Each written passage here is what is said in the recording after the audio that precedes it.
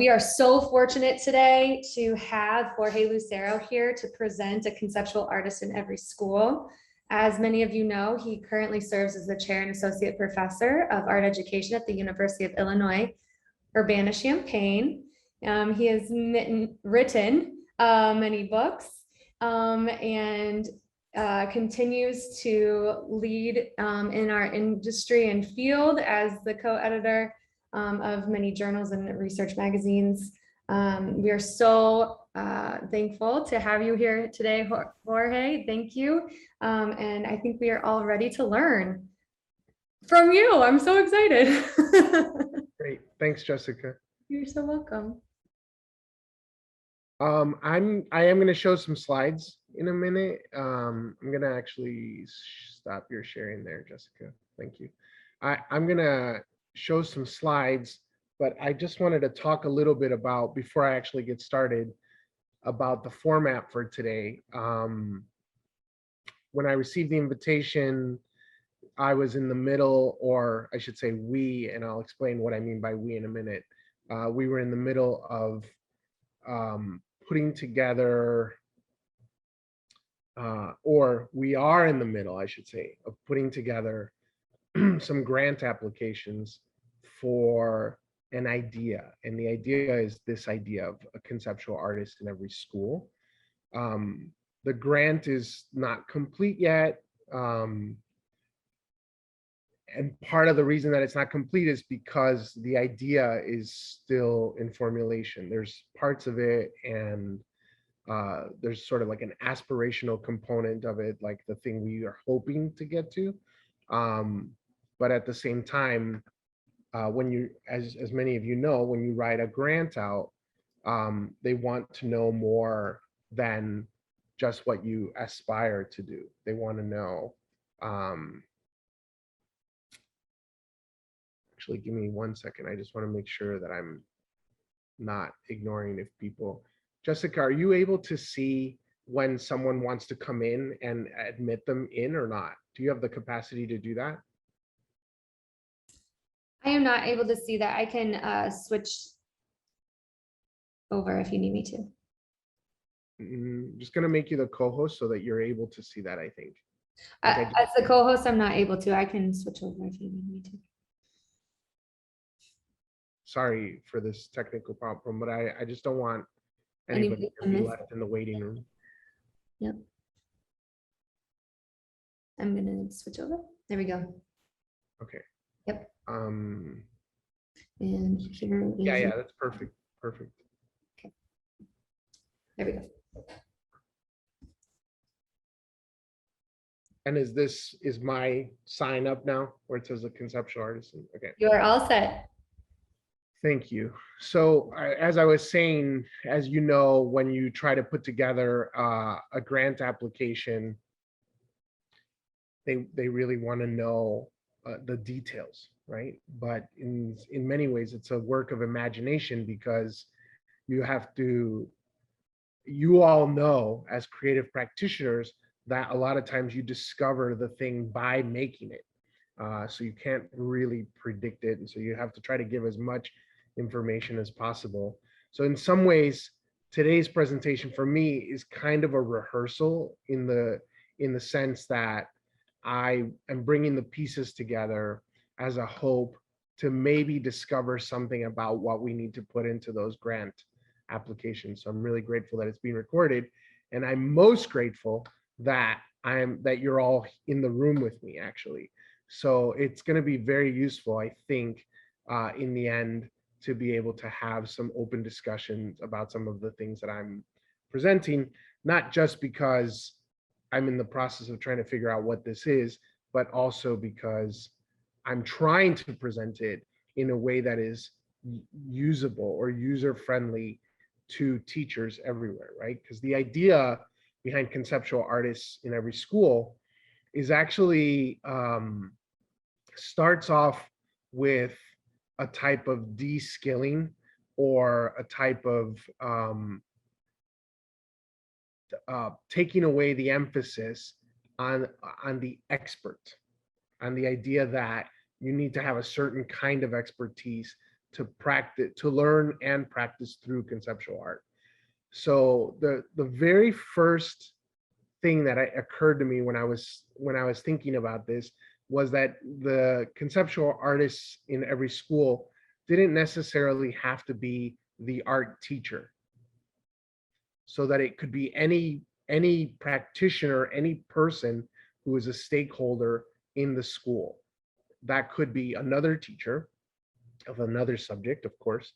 Of course, it could also be the art teacher, and my assumption is that they might be the first ones who are interested.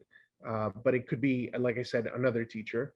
Could also be, I mean, in the most radical of cases, or the most radical versions of my imagination, it could be somebody who just works in the school in some capacity or another, or a parent or a student, right? But this person is sort of like the an artist in residence of their own making. They install themselves as the artist. They claim that position, and they do it through the permissions of conceptual art, which I'll talk about what that means in a little bit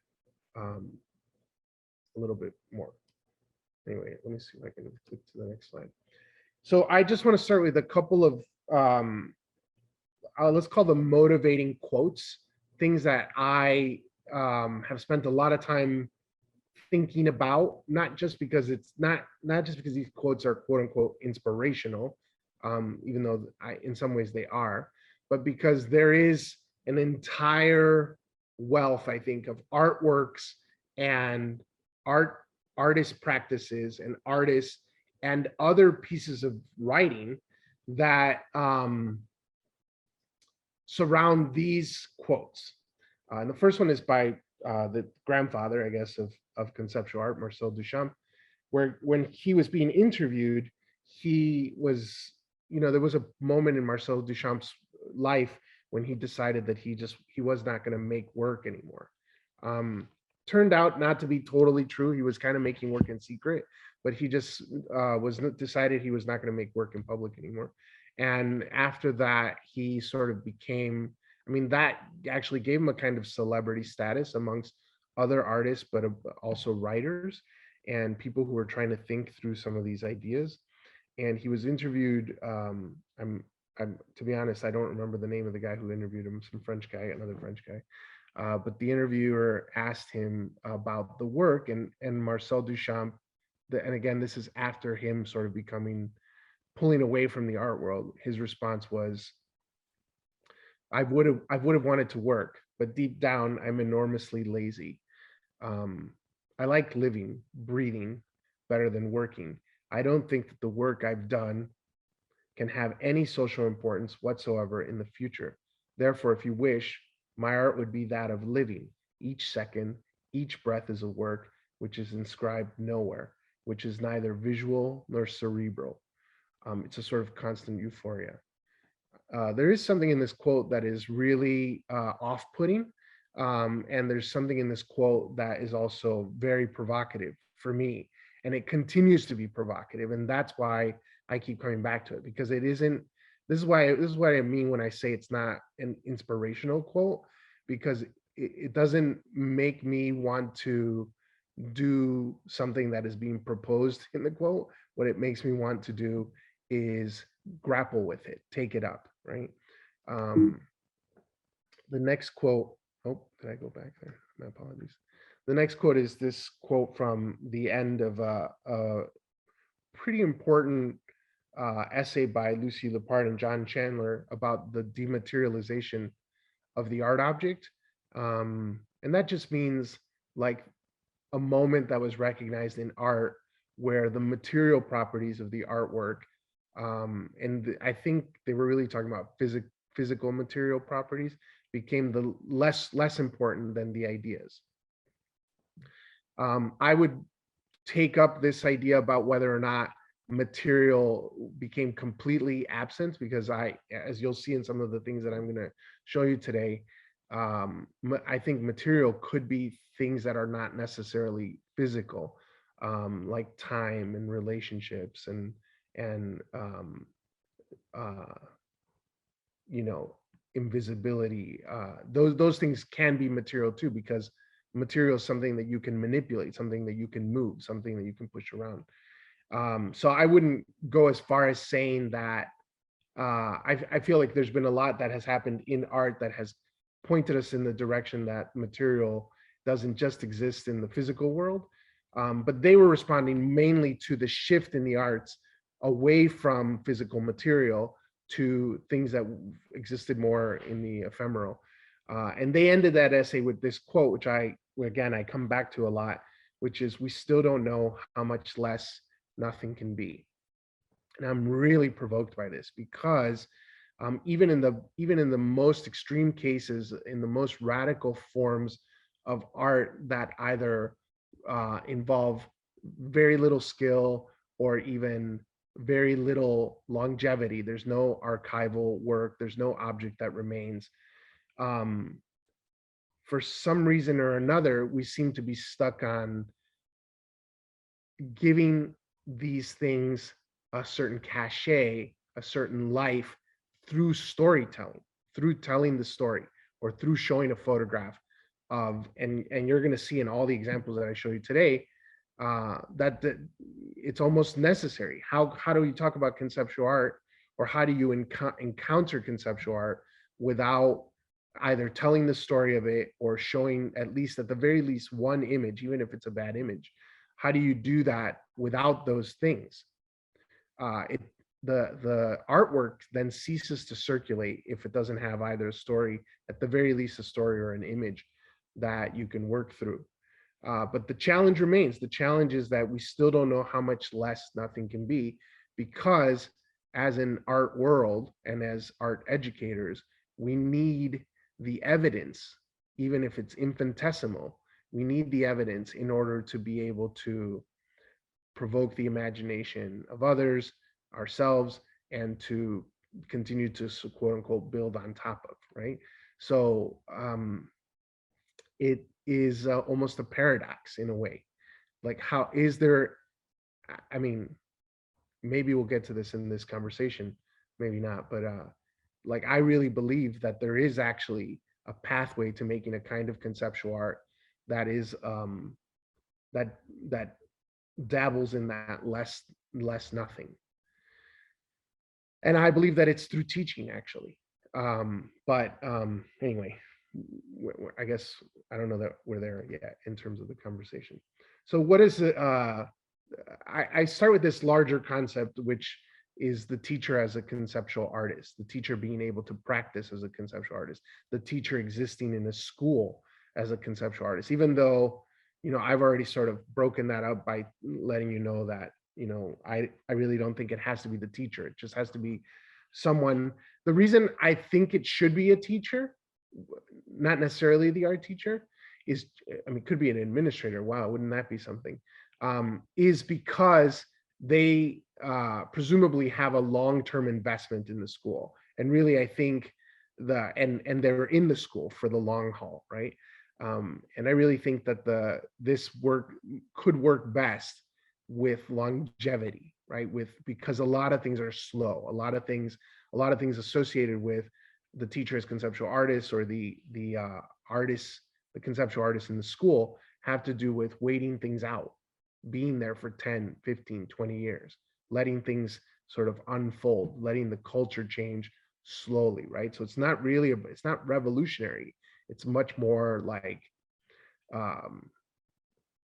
it's much more underground. It travels through the capillaries of the experience, the educational experience, and the school, and the relationships and the generations that pass through the school.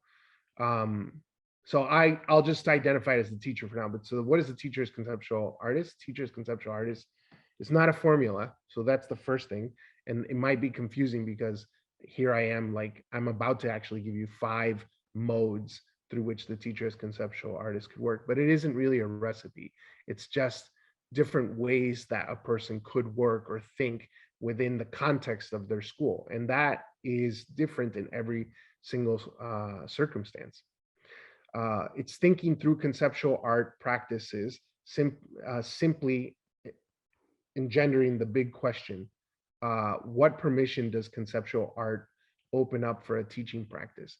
So you'll notice that the idea is actually very simple. The idea is, if we look at conceptual, if we look at conceptual art, what does it open up for us?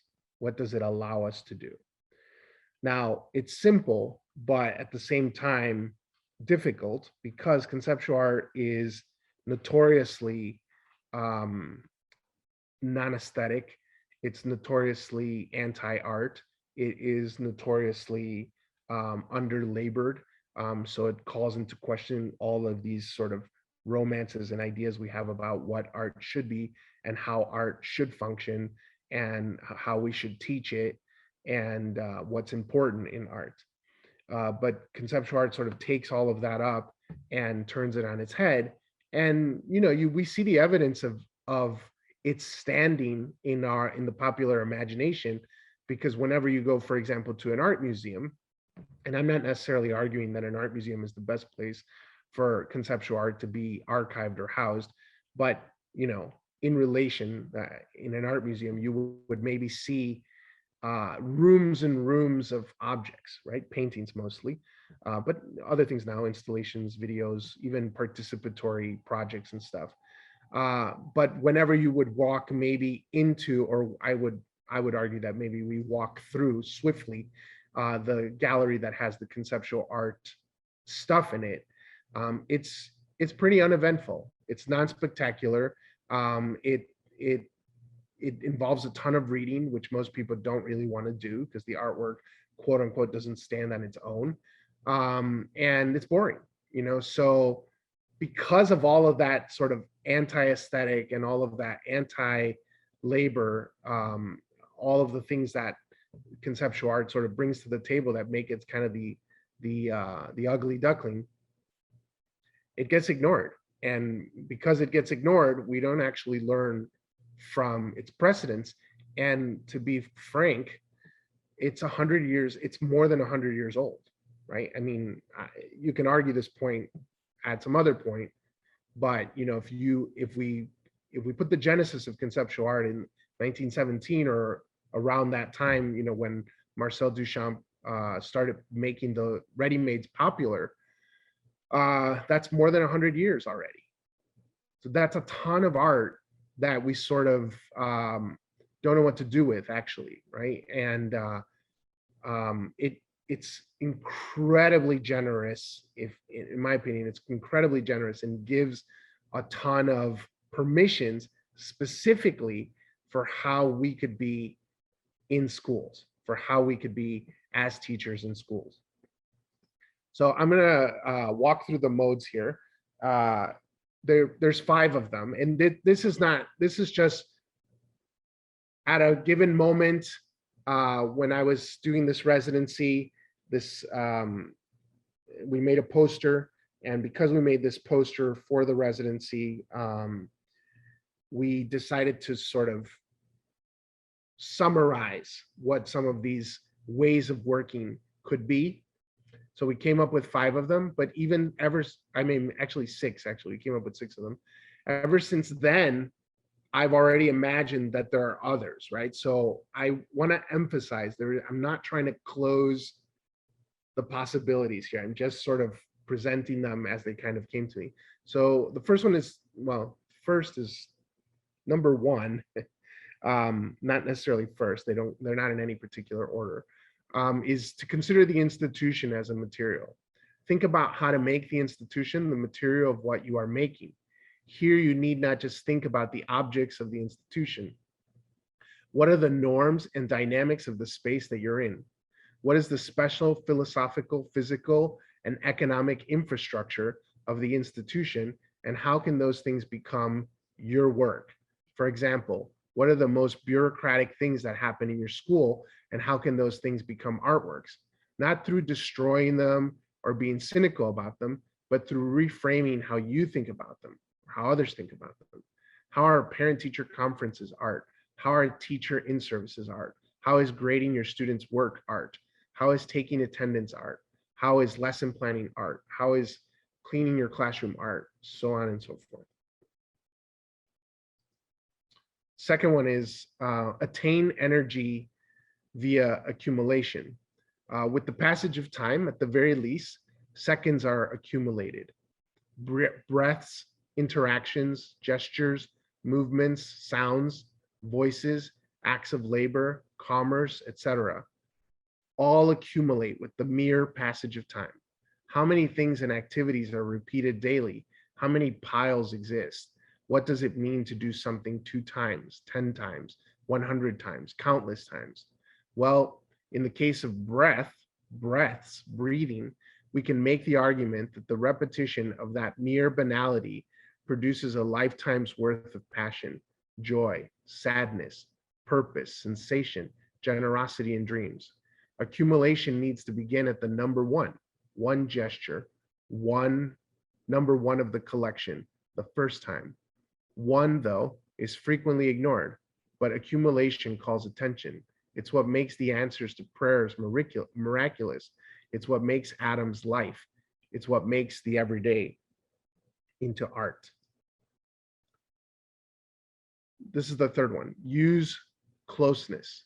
Even within the apparent sterility and policing of the institution, there are relationships. The relationship can be intimate and they can be daily renewed. Relationships can be between people, between objects and spaces. They can be whispered in secret or pronounced publicly. Closeness doesn't always have to be about physical bodies.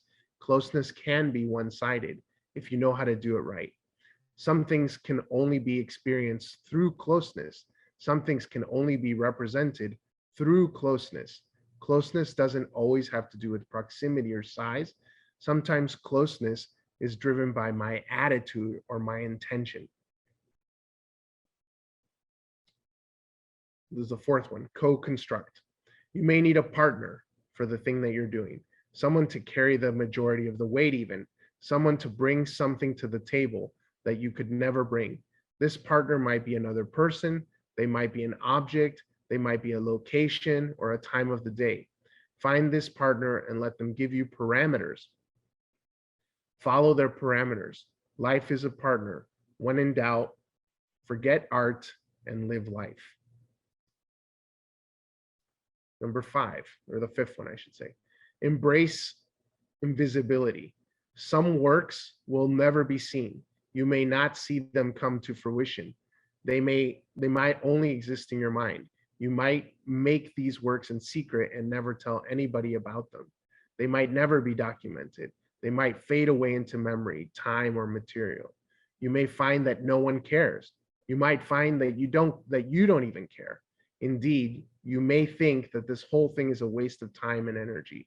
Even in this thought, you may have achieved something. And then the 6th one, and again, I've sort of rethought them in a way, but I still like the sort of conciseness of these 6. Present narratives. Learn how to tell the story and get comfortable with it. As a teacher, you already know how to make the undocumentable presentable. As a teacher, we're constantly being asked to distill all the nuance of learning and being in relation with our students into summaries and deliverables. With conceptual art, this task is the same. Hyper document everything, write about it, steer the narrative, produce images, books, exhibitions, websites, social media posts, or merely tell the story of what you've done to someone else. Or even better, tell no one, just tell yourself, but learn to really tell yourself the story of what you've done. So on the back of this poster, and I don't actually have one anymore, we've given them all away. On the back of this poster, there was this grid with all of these different, I would call them maybe directives or suggestions, daily suggestions for thinking through the school as material. How does the school function as a material? And you can, I won't read this list, but they're meant to be slightly all over the place, but invite us into a place of play, I think. And play gets overused, I think, as a way of saying, you know, think outside of the box or be unserious or anything. But we really need to think about how play actually comes from the etymological root, where we get the word root ply, Ply, which is where the word pliability comes from. And because play really means to bend, it means to be able to take something and fold it in order to increase it. And that's why you see the word part ply in things like plywood and multiply, right? Or 3-ply, you know, when you say like 3-ply toilet paper or paper towels or something, we're talking about a kind of volume that comes through a folding, right? So, you know, too often I think we think of play as this kind of joyous thing that takes us back to a kind of childhood sensibility or something, but really play, or ply, if you want to put it that way, is about engaging with the materiality of the world. And I would say the physical materiality, but also all of these things that maybe we don't consider physical, like some of the things that I presented about being in a school, and figuring out a way to fold them, figuring out a way to make them soft for the sake of new expression and new questions, right? So what does it mean when we're incredibly bored out of our minds or completely stressed out in a situation at school, whether it's a conference with parents, or whether it's, you know, the threat of losing resources, or even the kind of physical dangers that sometimes we experience in our schools. What does all of that mean as a material? I'm not saying the answer is simple, and I'm in no way trying to glaze over the seriousness of some of the things that we have to encounter on a daily basis. But that's real stuff that happens in our life. And, you know, artists, at the very least for 100 years, if not longer, have taken up the material of life, no matter how tough it is, and or no matter how immovable it is, and they've tried to figure out how to make it pliable. So that's the invitation that I'm making. And I do it mostly through conceptual art. I like looking at all kinds of art. Actually, I was trained as a painter, so I always get very excited to look at painting. Anytime I go to a new place, I try to find out where the art is, and if it's paintings to look at, I'll look at them, and I like looking at them. But I'm intrigued by conceptual art in part because in terms of where you can encounter it, it's a lot broader, right? You can actually encounter it just sitting on your couch at home, or you know, scrolling through your phone and stuff. Again, because it's mostly a document/narrative dependent type of work. And this is actually one of the things that people hate about conceptual art, you know, that it's not necessarily grounded in the kind of paradigms that we're used to when we think about what art should be in terms of craft, in terms of archivalness, in terms of history and tradition and all of those things. It's much more irreverent, I think, to those things. I'm not gonna stop and talk about every single one of these artists, but and this is not a comprehensive list in any way whatsoever. It's just, I'm just trying to maybe show you what my exercise is. My exercise is, you encounter something, you either understand it or you don't understand it. You either read something about it or you don't read something about it. It doesn't actually matter, but you have thoughts about it. And those thoughts, if you give yourself permission to do it, if you allow yourself, could actually lead you into a place where you start to discover things, even simply by looking and examining at those images and reading the work narratives of those things. So I just started with this Tino Segal piece mainly because, you know, Tino Segal is well known for not wanting to have documents of his work, and also for, you know, not trying not to show it in any way. And to be honest, don't ask me where I got these pictures from, because I don't remember. But again, I'm sort of showing them to you against the artist's will. And this is just a piece in particular where at the Guggenheim in New York, people were taken on these like walking tours that mimicked life, like different stages of a person's life. So you would start at the bottom, and if you're familiar with the Guggenheim, it spirals up, right? So as you're walking up, you start at the bottom and your tour guide is a child, and then when you get to the top, it's an elderly person, right? So you're sort of being walked through this process by and you're sort of living a whole life just by walking the Guggenheim. Um, Again, I look and I say, what is happening there that gives me a permission, right? So the tour through the exhibition by children or adults, right? Uh, for me, it decentralizes where the expert is in the museum, for example. So it says the expert is the child, the expert is the middle-aged person, the expert is the older person. The exhibition is the walk, right? Not necessarily the things in the museum. And that opens something up for me for what happens in schools, right? And I'm just stressing on this one because I'm trying to walk you through the process, right? Like what is it about walking through the hallways in a school? What is it about seeing people? Like I taught in a high school in the Chicago Public High School for 7 years. What was it about, seeing some young people as freshmen and then sophomores, juniors, and seniors, and then after that, or even before that, because some of them I knew when they were in 8th grade or 7th grade, just because they had siblings in the school. So like, what does it mean to walk alongside someone as a thing? And again, I'm not going to go through all of them, but this is Adrian Piper's and her precise need to construct and deploy a specific narrative. These are the things that I sort of pull out from these artists' work. John Cage's constant belief and return to enabling constraints, like setting really tight parameters for loose things to happen or surprising things to happen in them. Luis Kemnitzer, who really has been an inspiration for me for a very long time through this whole thought process, and the thought that art and education are actually the same practice through different mediums, which he argues very clearly. Ulises Carrion is a Mexican artist who lived in Holland most of his life, and he was making books, and he had an office, and he had an artist archive, and that really made me rethink the way that I use my office, the way that I use the private spaces that I'm giving in an institution. As is there a way that I could use them in a public way? And I'll show some examples of that in a minute. Hannah Darboven is a German artist who made work from counting and made work from collecting.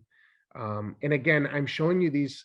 I'm hoping that you will make if you could look at these images and constantly think, well, what does this have to do with school? But really be generous and try to answer that question for yourself. You might stumble on something, right? Like for me, the amount of clerical work that I've had to do as a teacher is actually, I mean, it will kill me if I think about it, right? But when I see works like this that take the clerical gesture and turn them into things, objects, through, again, this, remember the second mode of teachers conceptual artists is pay attention to accumulation. Like one post-it note is nothing. One little drawing on a post-it note is not a big deal, but make one every morning for 365 days. And at the end of the year, you really have a collection. And it's not really even about whether or not the drawings are good or not. It's just about the mere quantity, right? And Hannah Darboven takes this up, right? This is a piece by Terrence Simon, or several pieces by Terrence Simon, who really used her access as a way to be able to create works, right? The left hand pieces, portraits of men who were men and women, I should say, who were incarcerated, even though they were innocent. And on the right hand side, pictures of confiscated things at the airport that just couldn't travel because they were on the list of things you couldn't bring with you. Of course, Joseph Beuys and his lecturing, Mauricio Catalan and the way that he just flattens everything. You can see his exhibition, his retrospective at the Guggenheim, where he took all of his artworks and just suspended them from the center of the museum. And the only way to look at it was by walking again around this art piece of architecture to look at everything hung from the center. William Wegman's pliability of what I call bricolleurmanship, which is to work with what's at hand. You got a dog, work with your dog. You have a camera, work with that camera. You know, you have books, try to do something with them. And it's this one on the left-hand side with the books he actually made here at the University of Illinois when he was a grad student here. This is Glenn Ligon's use of his own education to dismantle, rethink, and reconfigure it. Andrea Fraser's using of the institution and the modes of the institution, the museum, as a kind of performance. Gabriel Orozco's bracketing of the everyday and a de-emphasis of, again, of labor. You know, these are cans that he rearranged at the grocery store and then took photographs of, things that he collected from the ocean shore on the right-hand side and then made into these arrangements. Yoko Ono and her working partner here, John Lennon, and taking these things that happen in everyday life, like being in bed, for example, and turning that into the piece.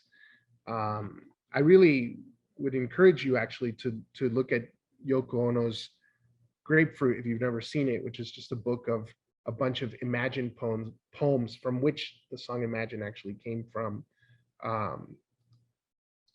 John Baldessari's pointing at things as a kind of serious something.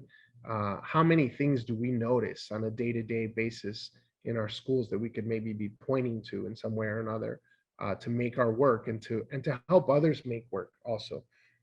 Marcel Brothers, the irreverence, like his irreverence to the world, the way he made this tiny atlas, or his own tombstone here on the right-hand side that he made as a kind of rebus, a kind of puzzle. And then of course, Marcel Duchamp, who I mentioned at the beginning, and who like captured his breath in these little glass bottles. He's the breather, right? Felix Gonzalez Torres's not shying away from being sentimental. You know, I love Felix Gonzalez Torres as a different thought experiment towards like holiday art, for example. You know, something that students ask for, parents may ask for, you might even want to do, you might even do actually, and so what? So like, what is the materiality of making Valentine's Day cards or hand turkeys or whatever? Ian Baxter and a Canadian artist who really sort of made himself into a brand. Here he is as is a portrait of an open face sandwich. Haley Newman, who really emphasized the story actually above all things. These are performances for which, or I should say, they're photographs that she took and wrote narratives for them as if they were documentation of performances, but they never happened. Like these performances never really occurred. So she was really taking up the idea of the fact that conceptual art is highly storytelling, or it's like it embedded in storytelling, and really taking advantage of that. I'm going to skip through some of these. This is the publications or paperwork as art. Martin Kippenberger's the use of every language that he knows. So if you look at a lot of his work, you'll notice that in many ways, he's trying to work through every possible means by which to make the same kind of thing, right? So on the right hand, you see a series of drawings that he made on hotel stationery, and on the left hand, you see a sculpture that is made up of furniture arrangements. I want to just point really quickly, I said earlier, we are writing this grant. So I have a research assistant, and her name is Catalina Hernandez. She's a graduate student here at the University of Illinois.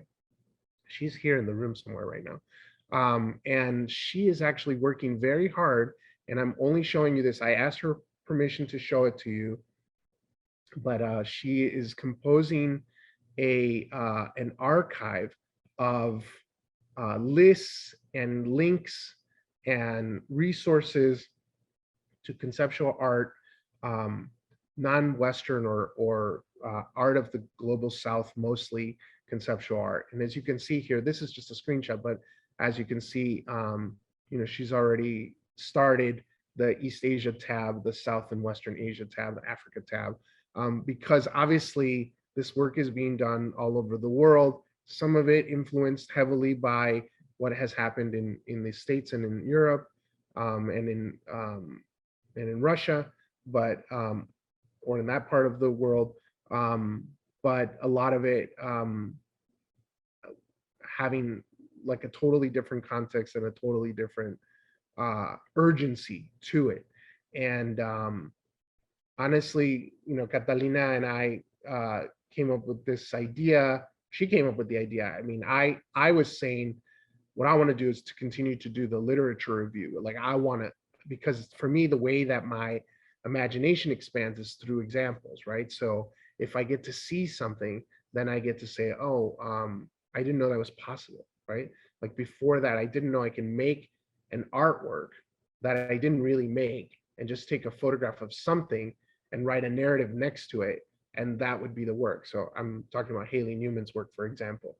I didn't know that was possible. And even if I don't end up making that kind of work, the fact that I can catalog that permission in my head, I mean, not only does it make me a better teacher because I can give that permission away to other students, but it also it sort of like fills my toolbox in a way that allows me to be more prepared to engage in that kind of pliability or in that kind of play that I was referencing earlier. I am Jessica, what time am I done? I just need to know so that.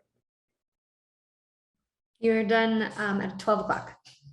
Okay, 15 minutes. So I'm not going to show you the second half of this presentation. I'm sorry, but the second half of this presentation exists in other places because I've done it before.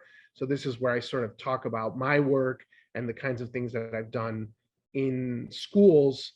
And well, I shouldn't say in schools because that's not correct. It's with the materiality of school. Because I'm not as interested in doing these things in school.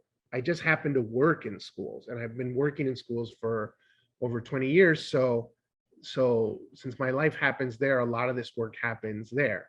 But I've had a lot of opportunities also to do it outside of school in other ways, and I'm just interested in how things fold and how things bend, and how I can say some of the things that I want to say some of the things I want to say, and ask some of the questions that I want to ask in those in as many places as I can. So I have worked in some museums and some community organizations I've worked with and other individuals. So that presentation, which I've actually honed for this presentation to just focus on some of the school stuff. I'll run through the slides really quick just so you could see them. I won't talk about them, but if you're interested in hearing about these works, I mean, just very recently I gave a talk at the University of New Mexico, and a lot of these slides are there. I mean, there's a lot of documentation already of me talking about the work. So yeah, syllabus work, making advertisements for your classes and putting them in different places, getting students to listen to a lecture when they don't want to, giving lectures in other places that are not necessarily places where you're supposed to give lectures, doing readings together on a bus or at the actual site, things that happen on Zoom where you try to find the pliability of Zoom, eating together, which is a huge part of my pedagogy. This is like a thing that I wrote about how to make a salad with a bunch of people that got published in this book, Wicked Arts Assignments, which I recommend. This project I do, it's called Teach Anything, where I try to capitalize on the expertise that all of my teacher candidates or teachers in training students already have, the things that they already know how to do, and show them how they actually already carry a lot of teaching knowledge inside of them. So these are just some examples, and you could see how it transitioned into the Zoom platform last year. The Jorge Lucero Study Collection, which I mentioned earlier, which again is a place where it's a private space. It's my office at the university, but I've pushed it into being a public space in many ways. And it did get to travel to the University of North Texas. I drove it down there and it was installed there. And then this section, which I called Open Gates, which is just things that are kind of loose threads, but that have emerged from this type of thinking. So publishing out of Facebook conversations with as many people as wanted to be published from that thread, trying to collect as much teacher knowledge. So I was invited to do an in-service at the Kennedy Center. And instead of just going in there and saying or doing what I'm doing here at this webinar, which is giving a lot of myself out, I said, we made a book together. And so we said, like, how do we bring all the knowledge you already have together? And if anybody's interested in having a copy of this, just email me and I'll send it to you. And then this symposium that we did last year when we went on lockdown, where I just decided to invite a bunch of my friends and gave them this question: what happens at the intersection of conceptual art and teaching? And they all came out in full force and did crazy things and presented about it. And we're in the process of making a book, which we're in some conversations with some presses about it. So if you happen to be here in the room right now and you're like, where's that book? I've been waiting for it. It's coming, but it's taking a minute. And the reason I was showing you this is because we hired an artist to take all the images from the book and turn them into drawings, which the artist is named Lydia Ye, and she did a fantastic job. And then finally, the last thing I'll show is this piece that I made at the Art Institute of Chicago earlier this summer, where it was called the Museum of Us. And it was just trying to use the boxes of Zoom as a sort of cabinet of curiosities. And we got some press. The BBC did an interview about it. And I like this particular image because it's a woman who brought a rock from the valley where David slew Goliath. So in theory, a similar rock to the rock that killed Goliath. So I'm going to stop there and I'll stop sharing because we do have about 9 minutes. And I would love to open it up for anything, comments or questions, or just to gather silence if you like. But thank you. And I believe everybody has access to like unmute themselves.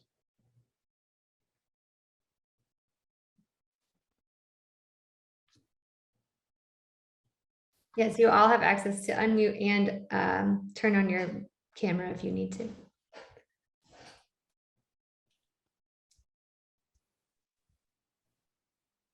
Can I share? Yeah, of course. At our high school, we had yearbooks that were made, and they were devoid of the art room students and their work. And as an artwork, we basically took art off the walls, and we the very front of the art room, we've done murals every year for the community, and we've documented them. They're all like stacked on the wall. We took that off. We took my name off the wall, and we just, as a social experiment, to see how many people actually noticed that it was missing. So I was kind of thrilled to hear everything you were saying, because we were experimenting and messing with the very things you were talking about. Fantastic, Graham. Where are you at, Graham? What school are you at? I'm at a private school in Aurora. Okay. It's all right if you don't want to say. Yeah, that would kind of taint the experiment. Yeah. Thank you.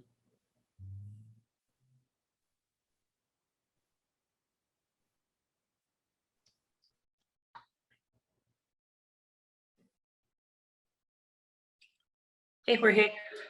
What's up, Dr. Lewis? I just wanted to say, as a matter of kind of curiosity of, and I'm familiar with a lot of these projects, but then seeing them kind of cohesively presented in the context of professional development is really exciting. And I appreciate the way that you kind of frame this in relation to practice of teaching, and especially the idea of pliability. I think so much of what we do as art teachers, regardless of which level that we're working at, is so much about sort of, how do we kind of increase volume through being flexible, whether that's just, to struggle with, or to struggle along with, or to struggle against parameters or conditions that we're given, or coworkers or students or facilities. And I have to say that that this is really energizing in the sense that this semester I'm working with a new group of teachers, I'm working with a new group of pre-service teacher students, and I'm teaching a two-dimensional class, and I really I'm kind of setting up the class from the standpoint of having this conversation back and forth between skill and concept. And so this was really validating in the sense that I wasn't, I'm not quite sure if that's the right approach to talking about a 2D class for art teachers. They've had a 2D foundations drawing class, and they've had a curriculum class. And I was trying to figure out, how many kind of liminal spaces can I play in between those two? And so I just want to say the way that you presented this today, even though I'm familiar with some of this stuff, has been tremendously valuable. And I appreciate being able to join in, even though I'm not in Illinois. And as you can hear, I'm in a big empty room painting in Ohio. So thanks for giving me a break from painting. Thank you. Thanks for coming. And you do make me think about one thing that I probably should have said, which was that for me, the impetus for all of this stuff had to do with going to art school and being taught how to, quote unquote, be an artist within this kind of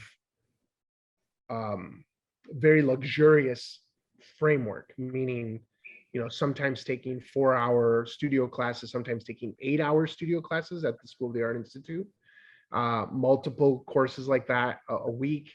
And then, like pretty much like eating, living, breathing art, the making of art in the studio, but with a lot of the freedoms that are afforded with just being a full-time student all the time, right? Like an incredibly privileged situation. And then finding myself as a teacher, devoting the majority of my energy and the most important hours of my day to being in the classroom, right? Or like doing my job, if you want to call it that, right? And I just was always frustrated. Like every year, at the end of the year, I'd be like, this is the last year, I'm quitting, I gotta get back, to making art. And it was actually in this kind of reconfiguration of what is possible in art, how we can make art, and how the school can become a material. And again, it wasn't like a day to night type of thing. It's been over the years that it's almost like leaning into being a teacher. It was like kind of shaking off that what I would call it a myth, the myth of what it means to work as an artist, and really try to figure out a way to do it within the context of everything that I had to do and that I wanted to do, because in the end, like it's really grown on me. Like I like it. I like being a teacher. Yikes. That might be the first time I've ever put it in a recording. Well, and I guess I think that's, as I'm thinking about this course, I'm kind of trying to think about what do I really hope that the students get out of it by the end of the semester is to plant those seeds of thinking about what does it mean to continue studio practice, and what does it mean to kind of continue to identify as an artist beyond the scope of that affordance of full-time student life, and how does that respond to the conditions of teaching, and how does teaching actually provide meaningful material? And I think you've given us so much great stuff to work with here, like so much to think about. So I really appreciate it. I'm sure other people have stuff to say, so I'm gonna mute. But anyway, thank you. Thank you.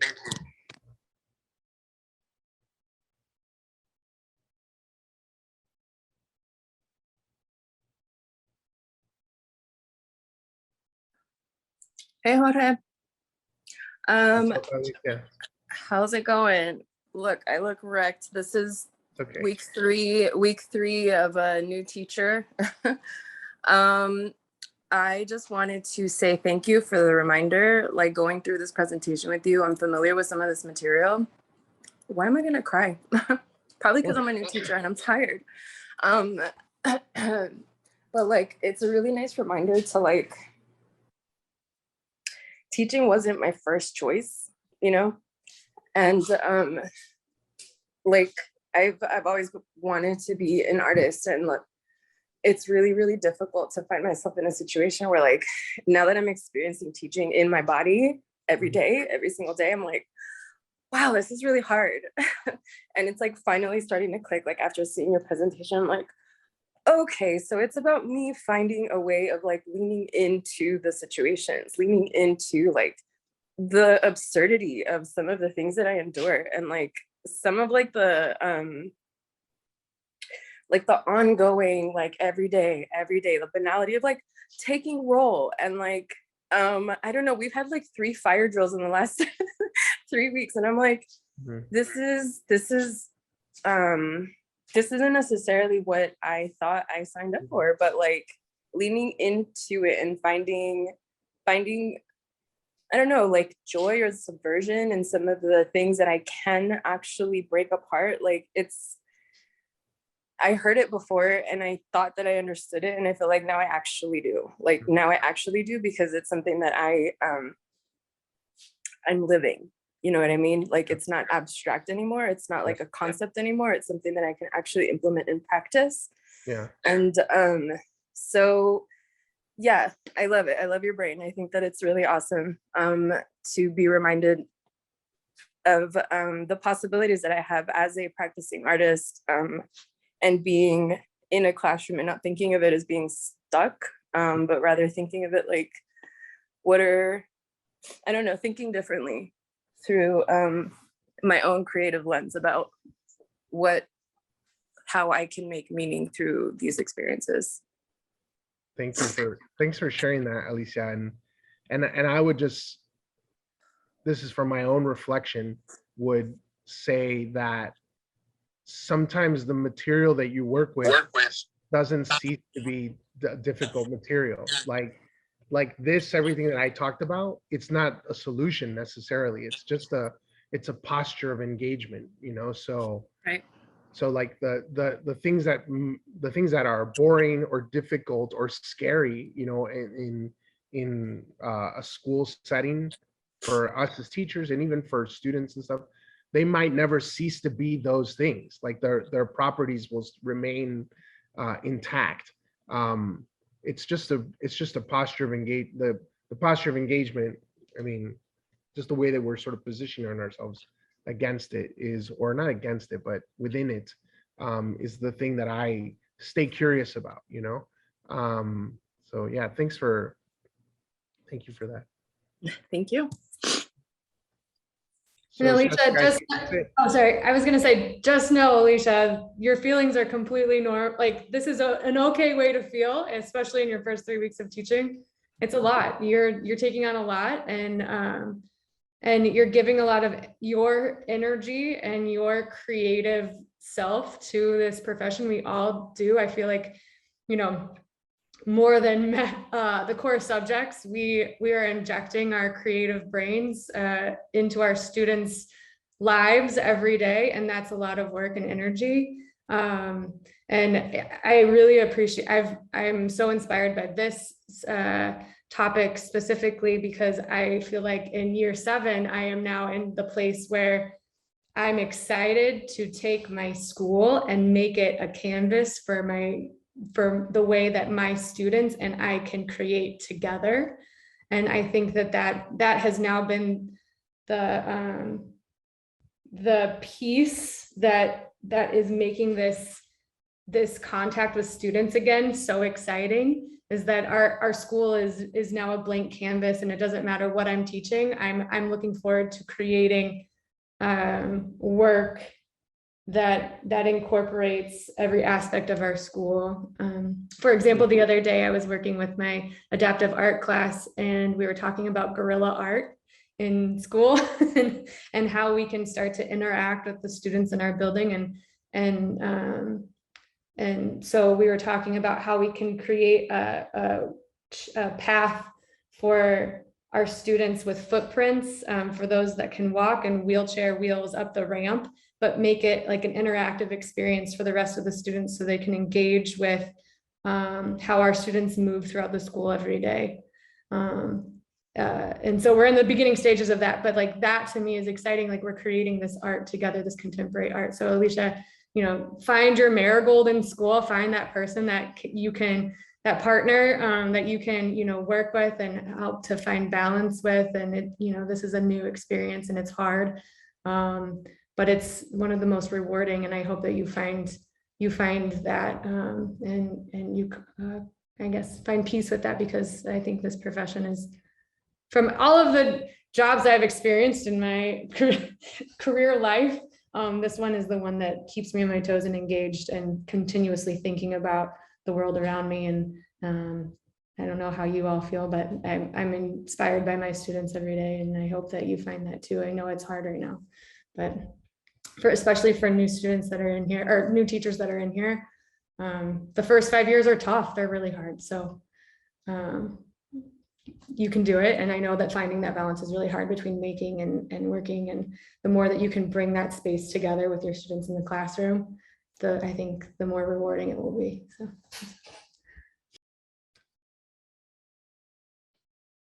Thank you, Jessica. And I think that's it, that we're at time, right? Yeah. We are, but if anybody else has anything to say, I don't want to cut anybody off if you feel like you need to talk.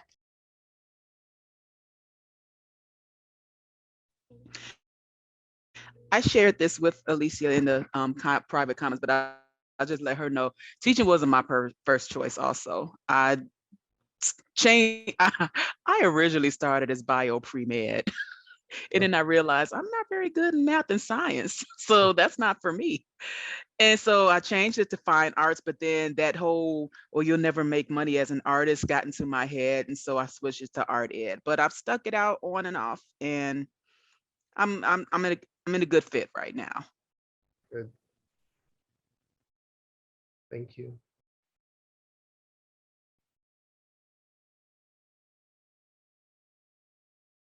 I would say I would just welcome anybody who's still in the space here.